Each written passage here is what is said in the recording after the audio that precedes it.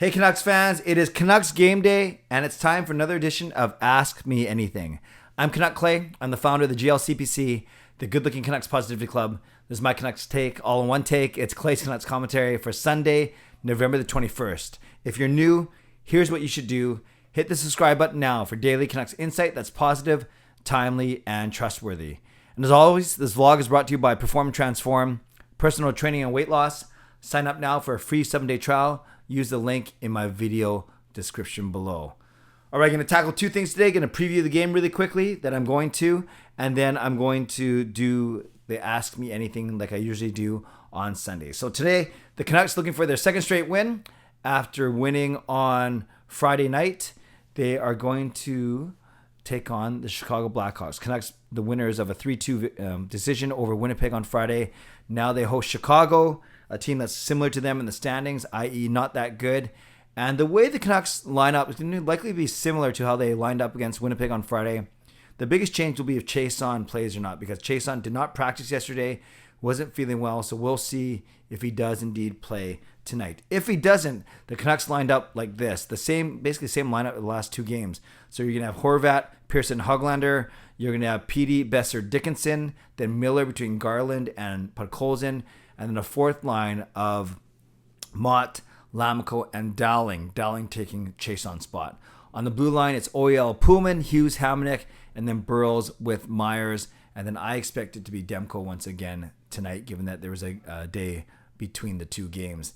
Now, if Chiasson doesn't play, that actually meant Podkolzin taking a spot on the first power play unit. So it was Podkolzin, and then Hughes, and then Garland, Horvat, and Miller on that first unit. And then the second unit had Pearson with OEL, and then Petey, Besser, and Höglander. So the biggest change I'm going to be looking for is if Chiasson doesn't play, then that means Dowling comes in for him, and then that maybe Podkolzin plays on the first power play unit, which I think a lot of Canucks fans would love to see. So I'm going to be there tonight with my lovely wife, Gail.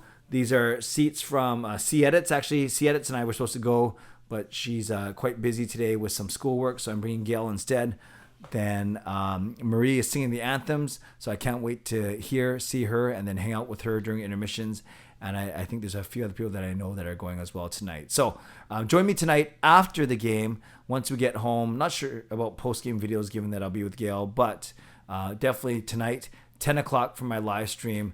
I promise 2 hours if we win, so we'll see. I'll do my best to well, I guess I'll worry about it when the Canucks win, then I'll see if I can go for 2 hours tonight, depending on how much the rest of my work is going. So we'll see. Let's worry about that when and if and when the Canucks win.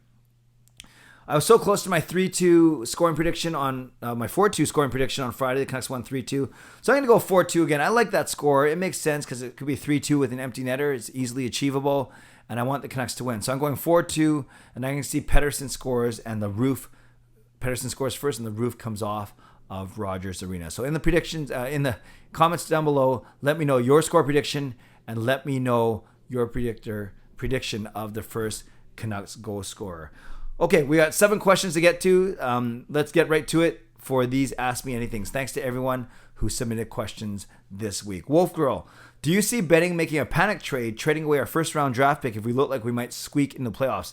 That's my biggest fear, is that we finish right outside the playoffs, end up with a decent first-round pick or no first-rounder when we desperately need blue line prospects. I'm an all-or-nothing person. I'd rather they did very well in the playoffs or be far enough back that we get a decent lottery spot, especially with how deep the draft is projected to be. Wolf Girl, all excellent points. That's my fear as well, is that we scratch and claw our way back into playoff contention, and we're just about there, and then Benning makes a big trade again to help us get in the playoffs and likely save his job. That's a fear. I kind of hope that it doesn't happen. I kind of have a feeling that it won't happen just because there's been enough years of doing that, and maybe ownership would step in. I don't know. At the same time, as I say that, I think ownership wants us to make the playoffs as well. But we've seen how kind of boring it is when we don't have a first-round pick. We didn't have a first-round pick in 2020 with the JT Miller trade, or the 2021. No, did I get that wrong? I know it feels like we haven't had a first-round pick in a while because 2 years ago, we didn't have a pick until the third round. And then last year, we didn't have a pick until the second round, Klimovich. So, yes, I want to see us have a first-round pick this year. But it could be on the table indeed if Benning wants to try and get us in the playoffs. So great question, Wolf Girl. Do I see him doing it? Yeah, I think there's a good chance. I think there's a chance to do it. I don't want to handicap it yet. Let's see where we're at in February before the trade deadline. Lazy Husband, is there a trade to be made between the Canucks and another struggling team, say Besser for Barzal? I don't think it's going to be Besser for Barzal or Barzal, but I definitely think it sounds like that the Canucks are, at least Benning has been exploring trades, but you don't want to also trade from a position of weakness, as in where the Canucks are right now. So let's keep an eye on that, but I haven't heard anything specific or anything rumored to be true other than that they're exploring everything. Christian Morris, what do you think of the Mexican wave at hockey games? In the dying minutes of the Jets game, it annoyed me how it seemed like more people cared about the wave than what was happening on the ice. So I was at the game, Christian. I don't mind the wave. I remember when the wave was really popular, especially at BC Lions games, full 60,000 people in BC Place. It was amazing seeing both the upper and the lower levels doing the wave, and it was loud. It was fun.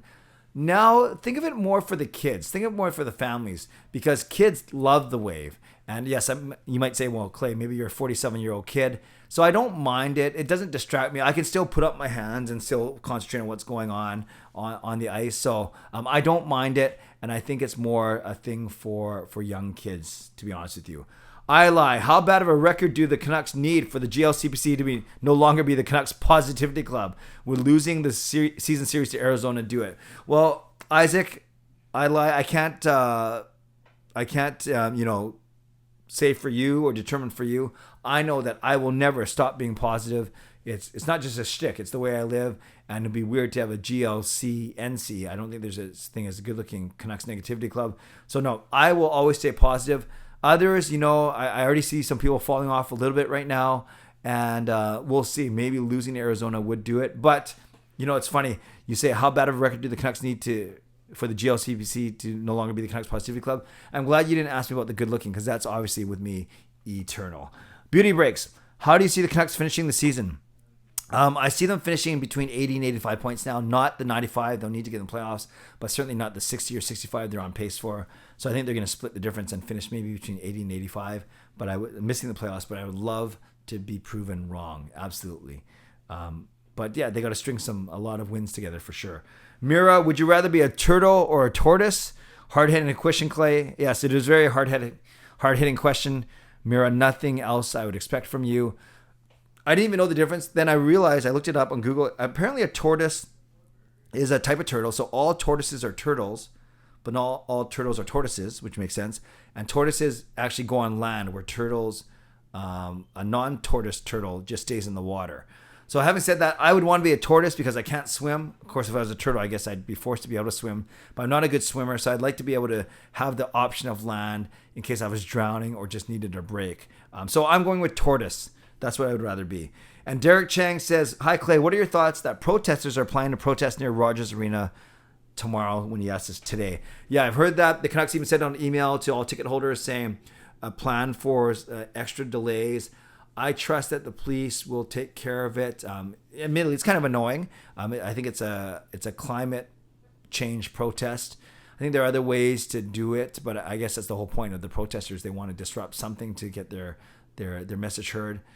Because I'm on the other side of it, I think it's going to be annoying. I think it's going to be an inconvenience. But Gail and I will allow a bit more time to get down there and get to the arena. But we'll see. If I'm late, I'm going to be really upset, especially because Marie's singing the anthems. I hope Marie's not late. I'm sure she'll be fine. All right, Canucks fans, thanks for your questions. I hope I answered them to your satisfaction. And leave a comment below with your score prediction and your first goal scorer. I'm going 4-2 Canucks. PD scoring the first Canucks goal. Shout out to my hero members, nucksfan number 29, Justin Credible, Lucas Gates, and Andrew Chang, and Hall of Fame members Jens95, Simalexander, Chris Seifert, Adam Broomfield, Shannon Hollingworth, Carol Bovenlander, and HSM Fangirl Gaming. Thanks for your support. Thanks to the support of all members of all levels. You are listed in my video descriptions. If you want to become a member of the CCC Crew, press the join button underneath this or in my videos on the memberships tab on my YouTube channel. Subscribe if you'd like to, like this video if you'd like to, become a member of this channel if you'd like to, leave a comment down below if you'd like to. Live stream tonight, 10 p.m. Tomorrow, Zoom chat for franchise Hall of Fame hero members starting at 8:45 p.m. I'll send out that link later tonight or first thing tomorrow morning. And finally, Canucks After Dark tomorrow night, Parker and me at 10 p.m. Okay, friends, leave a comment below. Score prediction and who scores the first Canucks goal. And if you're at the game, maybe I will see you there. Enjoy the day. Stay safe, stay healthy, take care of yourselves, and take care of each other, and enjoy the game. God bless, and go Canucks go.